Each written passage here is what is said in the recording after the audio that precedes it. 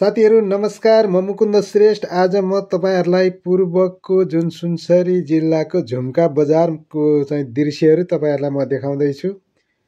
यहाँ हेर्नुस्, यो चाहिँ झुम्का बजारको दृश्य। यहाँ चाहिँ भनेको प्रत्येक शनिबार र बुधबार बजार लाग्ने गर्छ। हजुरहरूले चाहिँ यहाँ हेर्न सक्नुहुन्छ। म तपाईहरुलाई यहाँ बजारको चाहिँ देखाउन गइरहेको छु। हेर्नुस् है त।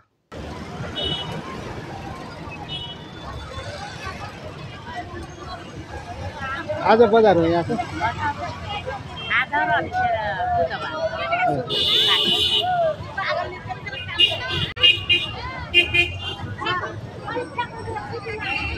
शनिबार र बुधबार लाग्छ है।